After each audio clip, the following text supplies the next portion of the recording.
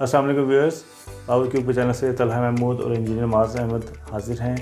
हम उम्मीद करते हैं आप सब खैरियत से होंगे। आज एक और इम्पॉर्टेंट वीडियो के साथ हम ये टॉपिक डिस्कस करने जा रहे हैं, वो है लाइटनिंग अरेस्टर, जिसको हम सर्ज अरेस्टर भी कहते हैं। ये क्या होता है, इसका क्या फंक्शन है, इसकी क्या ज़रूरत है। बहुत से लोग इस बारे में सवालात करते हैं, तो हमने सोचा कि हम क्यों ना अपने व्यूअर्स को और जो लोग सिस्टम लगवाना चाहते हैं उनको गाइड करें इसके बारे में। लेकिन इस वीडियो को स्टार्ट करने से पहले आप इस चैनल को सब्सक्राइब करें ताकि मज़ीद इस तरह की वीडियोस आप तक पहुंचती रहें। जी मां साहब, तो बताइएगा कि हमारे व्यूअर्स को बताइएगा कि लाइटनिंग अरेस्टर क्या चीज़ होती है। हम देखते हैं कि एक डंडे के ऊपर एक बॉल है, उसके ऊपर स्पाइक्स हैं, नीचे इंसुलेटर है और वो एक वायर के थ्रू कनेक्ट होता है। हम उसके डिटेल में मज़ीद नहीं जाते क्योंकि वो इटसेल्फ एक अलग टॉपिक है। बट लाइटिंग अरेस्टर का क्या फंक्शन है और क्या काम कर रहा है? बेसिक तौर पर लाइटिंग अरेस्टर का जैसे नाम से ज़ाहिर है, लाइटनिंग जो आपकी आसमानी बिजली अगर आपके घर के ऊपर या किसी बिल्डिंग के ऊपर गिरती है तो उसके लिए एक अरेस्टर लगता है जो कि उसको directly from the lighting arrester rod के थ्रू वो आपको 16 mm की तार या जितनी भी गेज की तार लगी हुई है उसके थ्रू लेके आपको अर्थ के अंदर ले जाता है, ताकि आपके बाकी सिस्टम प्रोटेक्टेड रहे और किसी चीज़ को कोई प्रॉब्लम ना आए। क्योंकि जब भी लाइटिंग स्ट्राइक करती है, ये थाउजेंड्स ऑफ वोल्टेज होते हैं जो कि आते हैं आपके स्ट्राइक करते हैं और वो आपके पूरे घर की हर चीज़ को या बिल्डिंग की हर चीज़ को जला सकते हैं। आप कहूँगा इसकी क्या प्रोबेबिलिटी है कि हम जिसमें प्रोबेबिलिटी कहते हैं, कितनी प्रोबेबिलिटी के आपके घर के ऊपर आसमानी बिजली गिर सकती है? अगर हम इसकी प्रोबेबिलिटी की बात करें तो 1 in a million कोई ऐसा घर होगा जिसके ऊपर अनफॉर्चुनेट होगा ये इंसिडेंट और उसके ऊपर लाइटनिंग गिरेगी। अगर हम यानी 10 लाख में से कोई एक घर हो सकता है जिसके ऊपर आसमानी बिजली जब गिर रही होती है तो चांस है कि उनके ऊपर उस घर के ऊपर आसमानी बिजली गिर सके। 10 लाख में से एक घर का चांस है जो एक बना हुआ है। अच्छा, अब लाइटनिंग अरेस्टर जब हम इंस्टॉल करते हैं उसकी इंस्टॉलेशन कहते हैं बहुत क्रिटिकल है कि किस तरीके से उसको इंस्टॉल किया जाता है। अक्सर जगह हम लोग व्यूज़ हम नोट करते हैं कि जहाँ पे स्पेशली एलिवेटर स्ट्रक्चर लगा हुआ है उसके साथ ही उन्होंने लाइटनिंग अरेस्टर इंस्टॉल कर देते हैं, या आपकी जो माउंट है उसके साथ ही उसको ड्रिल कर देते हैं। तो मासा ये बताइएगा कि इसका इंस्टॉल करने का क्या तरीका है, कितनी इसकी हाइट मिनिमम रखी जाए? अच्छा, तो लाइटिंग अरेस्टर जो है ना, बेसिकली एक प्रॉपर एक अलहदा एक जॉब है, एक अलहदा यानी कि उसका इंस्टॉल करने का तरीका है। अपार्ट फ्रॉम आपका जो स्ट्रक्चर लग रहा है, जो चीज़ भी लग रही है, ये बिल्कुल उससे आइसोलेटेड होता है। ये उसके पास नहीं होता, ना ही आप उस पर लगा सकते हैं। आपने इसको सेपरेटली रखना है। अगर आप लाइटिंग अरेस्टर की उसकी प्रोसेस की बात करते हैं तो हम लाइटिंग अरेस्टर को हमारे जो पैनल्स हैं उनसे ऑलमोस्ट 5 फुट ऊंचा होना चाहिए, ठीक है, और थोड़ा सा आइसोलेटेड होना चाहिए, बिल्कुल साथ ना जुड़ा हो उसके।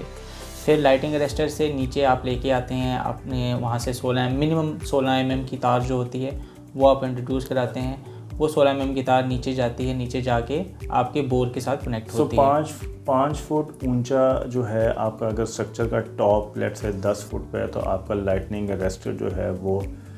15 फुट पे मिनिमम होना चाहिए। This is the minimum requirement, और उससे थोड़ा दूर होना चाहिए, बिल्कुल उनके साथ अटैच नहीं होना चाहिए। आपके माउंट के साथ आपके एलिवेटेड स्ट्रक्चर का जो फ्रेम है उसके साथ लाइटिंग अरेस्टर को अटैच नहीं होना चाहिए।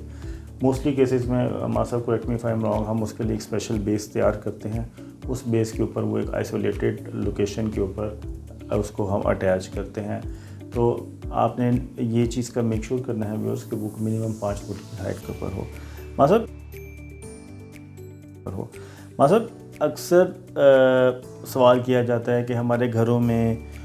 हम लोगों ने 2 बोर तो किए होते हैं, DC-AC बोर हुए होते हैं, जो स्टैंडर्ड एक प्रैक्टिस है EPC कंपनीज़ की जो प्रॉपरली काम करती हैं।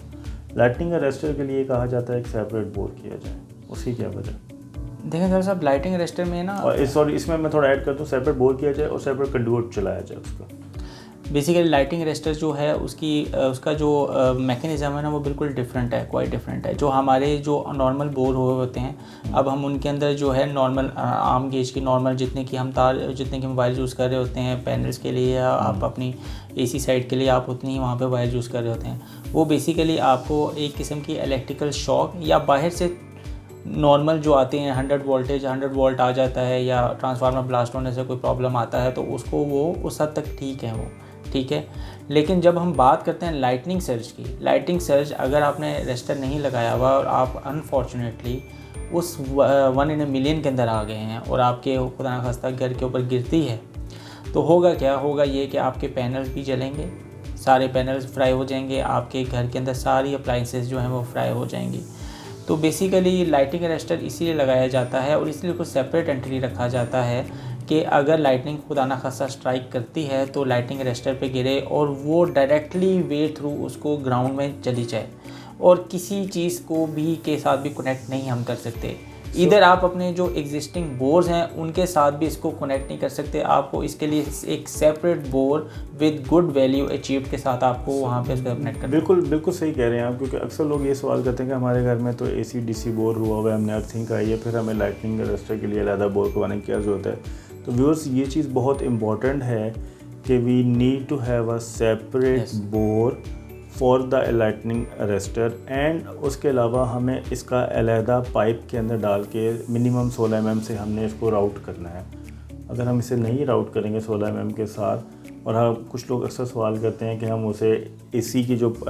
DC के जैसा पैनल अर्थिंग की जो वायर नीचे आ रही है उसी पाइप के अंदर डाल दें। तो जैसा हमारे साथ एक्सप्लेन किया है कि अगर खुदा न खास्ता लाइटनिंग स्ट्राइक करती है तो उसके इतने हाई वोल्टेज होंगे कि वो इंसुलेटेड वायर होने के बावजूद भी उधर ट्रांसफ़र हो सकते हैं, इसलिए हम उसका कंडक्टर जो है अलग करते हैं। मतलब इसी से लिंक्ड एक सवाल है, लोग अक्सर पूछते हैं या एक टेक्निकल रीज़न है 16 mm की तार क्यों इस्तेमाल की जाती है और 16 mm में हमें क्या इंसुलेटेड वायर यूज़ करनी है हम या बेयर कॉपर वायर यूज़ करनी है। तो सब 16 mm की वायर यूज़ करने का मकसद सिर्फ यही है, बल्कि 16 mm की वायर भी कम है, जो नॉर्मल स्टैंडर्ड है वो 16 mm इससे ऊपर हैं, ठीक है, क्योंकि यहाँ पे 1000 वोल्ट्स इन्वॉल्व नहीं है, मिलियन ऑफ वोल्ट्स जो ऊपर से स्ट्राइक कर रहे हैं वो इन्वॉल्व हैं। तो जितनी भी मोटी और बड़ी केबल होगी तो उतनी बेहतर होती है, ठीक है। तो इसलिए जो कॉस्ट इफेक्टिव बनाने के लिए और उसकी मिनिमम जो रिक्वायरमेंट है हमें वो पूरी करनी पड़ती है, जो कि 16 mm है। दूसरी बात ये कि आपने पूछा कि वो हमें क्या बेयर कॉपर लेके जानी है, कंसील्ड कॉपर लेके जानी है। देखें, बेयर कॉपर अगर आप एक पाइप में से लेके जा रहे हैं, लेट सपोज मोस्टली स्ट्राइक तभी होती है जब बारिश हो रही होती है, बारिश का सीजन होता है तभी जो आपके थंडरस्टॉर्म्स चल रहे होते हैं। तो अगर स्ट्राइक करती है तो वो अगर गीली होगी, अगर इर्द गिर्द भी टकरा रही होगी तो वो प्रॉब्लम क्रिएट हो सकता है, आपके बाकी जगहों पर भी करंट आ सकता है या इस तरह की कोई जलने की चीज़ का प्रॉब्लम हो सकती है। तो इसलिए उसको कंसील्ड केबल में ही जो कि होती है 16 mm की, हमें उसको लेके जाना चाहिए और मिनिमम 16 mm केबल चाहिए। मिनिमम, मैं आपको फिर भी बता रहा हूँ, मिनिमम 16 mm केबल, इससे बड़ी हो तो ज़्यादा बेहतर है, लेकिन मिनिमम 16 mm केबल को कंसील्ड जो होती है वो आपको लेके आपको बोर्ड के साथ नीचे कनेक्ट करनी है। सो टू समराइज दिस थिंग, आपने जो लाइटनिंग अरेस्टर से बोर्ड के जो कनेक्शन है आपका वहाँ तक आप उसको मिनिमम 16 mm के अंदर इंसुलेटेड वायर के अंदर लेके आएँ, अलग कंडक्ट में लाएँ, और आगे जो नॉर्मली बोर के अंदर हम बेयर कॉपर यूज़ करते हैं डेट इज़ गुड इनफ, क्योंकि वो अर्थ के अंदर चला जाता है, वो कहीं शॉर्ट नहीं हो रहा तो उसके अंदर ज़्यादा तो it will perform the function.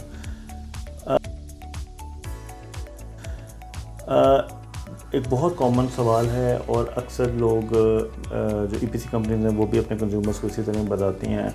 कि अगर आपके घर के पास वाटर टैंक लगा हुआ है या आपके घर के पास मोबाइल टावर लगा हुआ है, तो मोबाइल टावर या वाटर टैंक के ऊपर अगर कोई मोबाइल का सेटअप लगा हुआ है, टेलीकम्युनिकेशन का सेटअप लगा, तो वहाँ पे मोस्ट प्रॉब्ली सर्ज अरेस्टर्स लगे होते हैं क्योंकि उनकी रिक्वायरमेंट है टावर्स की और क्योंकि उनकी हाइट ज़्यादा होती है। तो लोग कहते हैं जी मेरे घर के पास पानी की टंकी है, मोबाइल टावर है, तो क्या मुझे अरेस्टर लगवाने की ज़रूरत है? देखें, उसमें ये है कि आपका जो मिनिमम जो लेट सपोज आप एक अरेस्टर लगाते हैं या मोबाइल टावर के ऊपर अरेस्टर लगा होता है, अरेस्टर एक डूम क्रिएट करता है और डूम की जो समझ लें आप कि उसका रेडियस होता है 5 मरले का, जो रेडियस बनता है वो उस तरह होता है, उसको वो कवर करता है।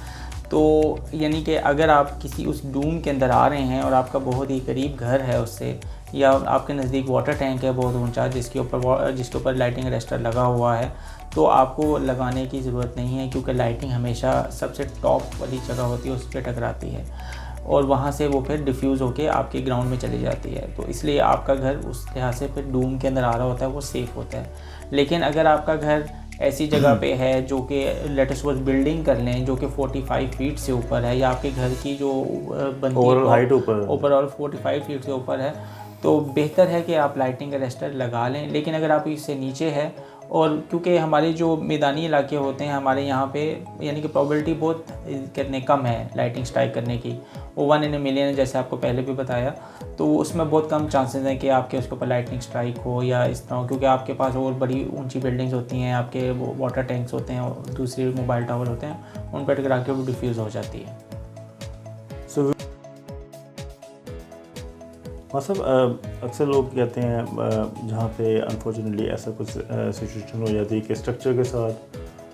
लोगों ने लगवा लिया होता है, और जब लोग लर्न करते हैं और आके सवाल करते हैं कि जी अब मैं क्यों अलहदा करूँ, मैंने बोर भी इसका सेपरेट करवाया है और मैं उस स्ट्रक्चर मेरा ऊंचा था, उससे ऊंचा मैं अलहदा एक बेस बनवाता, क्योंकि बेस की भी कॉस्ट इन्वॉल्व है, और फिर मैं उससे भी ऊंचा उसको लगवाता, तो मैंने स्ट्रक्चर इसका लगवा लिया, तो क्या नुकसान है इसमें?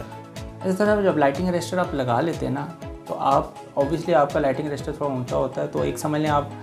वेलकम ही कर रहे हैं थंडरस्टॉर्म को या लाइटिंग स्ट्राइक को वेलकम कर रहे हैं, तो उसमें थोड़ी प्रोबेबिलिटी का भी एक इफेक्ट आ जाता है कि अगर खुदा न खास्ता कोई होती भी है तो आपकी प्रोबेबिलिटी है कि ऊंचा लगा हुआ है तो स्ट्राइकिंग की ज़्यादा प्रोबेबिलिटी है। अब क्योंकि मैंने जैसे आपको पहले बताया, ये रेनी सीज़न में ही मोस्टली थंडरस्टॉर्म चल रहे होते हैं, या इस तरह होता है जब आपकी पैनल्स भी गीले हैं, आपका स्ट्रक्चर भी गीला है, जब लाइटिंग स्ट्राइक करेगी तो लाइटिंग स्ट्राइक करने के बाद आपके, क्योंकि बैकलाइट होते हैं उसके अंदर जो कि प्योरली नॉन कंडक्टिव मटेरियल है,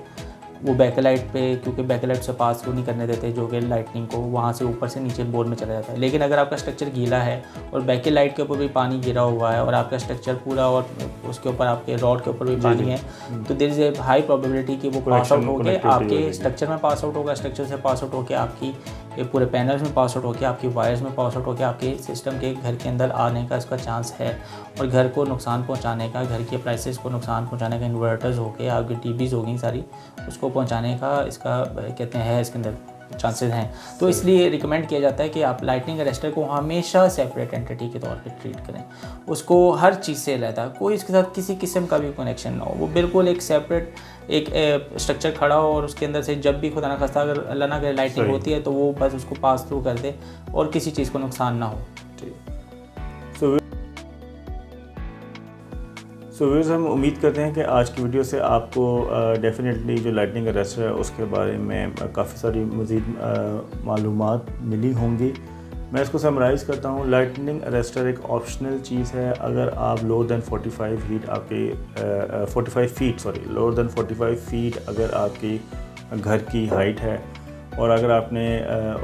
उसमें क्या कहते हैं एलिवेटेड स्ट्रक्चर भी लगाया लेकिन 45 फीट के थ्रेशोल्ड से आप नीचे हैं, तो फिर आपको एक लाइटनिंग अरेस्टर लगाने की ज़रूरत नहीं है। और अगर आप फॉर एग्ज़ाम्पल किसी वाटर टैंक के साथ या मोबाइल टावर के साथ आपका घर है, तो वो आपसे ज़्यादा हाइट के ऊपर लगे हैं, उनमें लाइटनिंग अरेस्टर लगे होते हैं, तो वो जो एक उनका एक सेफ्टी नेट बना होता है, एक डूम बना होता है, उसके अंदर